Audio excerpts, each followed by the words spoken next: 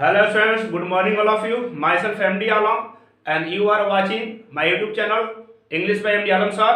Today we are going to read a very important topic which is the part of English grammar, and this is the basic concept of English grammar part 2. Already part 1 का video बन चुका है इस पे, और ये जो है उसका पार्ट 2 है। तो चलिए देखते हैं, शुरू करते हैं इस वीडियो को।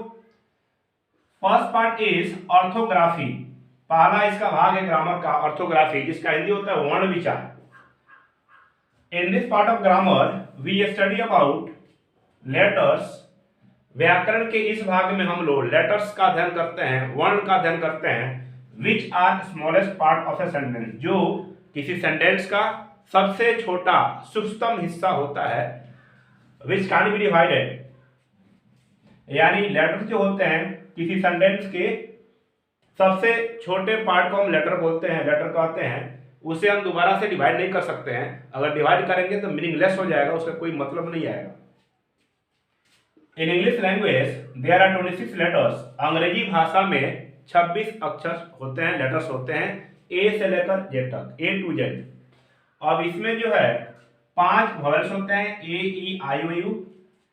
19 कॉन्सोनेंट्स होते हैं, B C D F G H I J K L M N P Q R S T B W B X and Z. और 2 होते हैं semi vowel, X W and Y, और ये कुल मिलाकर के 26 हो जाते हैं। एग्जाम्पल लेते हैं, he is a good man. ये एक सेंटेंस हुआ। सेंटेंस को डिवाइड करने पर हमें वर्ड्स मिलते हैं। मैन एक अलग वर्ड हुआ, good, a, is and he. जब हम वर्ड्स को डिवाइड करेंगे, जैसे मैन को डिवाइड करेंगे, तो फिर एम ए एन, एम अलग है, ए अलग है और एन अलग है। अब उसके बाद जो है ये लेटर जो बच रहा है उसको हम डिवाइड नहीं कर सकते हैं। अगर हम डिवाइड करेंगे तो उसका कोई मतलब नहीं आएगा, इंग्लिश भाषा में कोई मीनिंग नहीं होगा। इसलिए कहा गया है कि letters can't be divided. Letters को, वर्ड्स को, वर्ण को हम डिवाइड नहीं कर सकते हैं। नेक्स्ट है इटिमोलॉजी, शब्द विचार। इसका डेफिनेशन है, in this part of grammar, व्याकरण के इस भाग में we study about word which is a meaningful group of letters.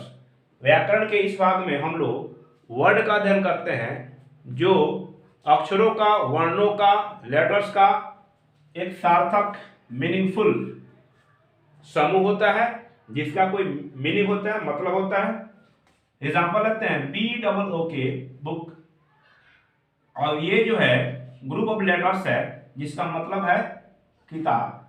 अब इसी लेटर्स को हम दूसरे ग्रुप में सजा देते हैं, के डबल बी कर देते हैं, तो फिर ये भी ग्रुप ऑफ लेटर्स तो है, सेम लेटर्स है, बट इट इज मीनिंगलेस। इसका कोई मतलब नहीं है, इसलिए we can't say it is a word. इसे हम वर्ड नहीं कह सकते हैं। नेक्स्ट है सिंटैक्स, वाक्य विचार। In this part of grammar, व्याकरण के इस भाग में वी स्टडी अबाउट सेंटेंस। हम लोग वाक्य का अध्ययन करते हैं। विच is a meaningful group of words, जो कि शब्दों का एक सार्थक समूह होता है। यानी ये वाक्य विचार जो है, इसमें हम सेंटेंस का अध्ययन करते हैं जो शब्दों का एक सार्थक समूह होता है, यानी शब्द का समूह होता है उसका, और उसका कोई मीनिंग भी होता है। एग्जाम्पल लेते हैं, ही इट्स अ मैंगो। अब ये जो है इसमें 1 2 3 4 वर्ड्स हैं। चारों वर्ड्स मिल करके एक सेंटेंस बनाते हैं, और इसे एक मतलब होता है कि वह आम खाता है। अब इसी वर्ड्स को हम दूसरे रूप में सजा देते हैं, अ मैंगो इट्स ही। तो इसमें भी सेम वर्ड्स है, बट इट इज मीनिंगलेस। अब ऐसे सेंटेंस का कोई मीनिंग नहीं है, ये मीनिंगलेस है, तो इसको हम सेंटेंस नहीं बोलेंगे, बिकॉज इट्स नॉट मीनिंगफुल। सो इस तरीके से हम जो है ऑर्थोग्राफी, एटिमोलॉजी और सिंटैक्स को समझ सकते हैं। नेक्स्ट वीडियो में इसके बाकी जो पार्ट्स हैं उसको हम करेंगे। So I think it's enough for today. So that's all.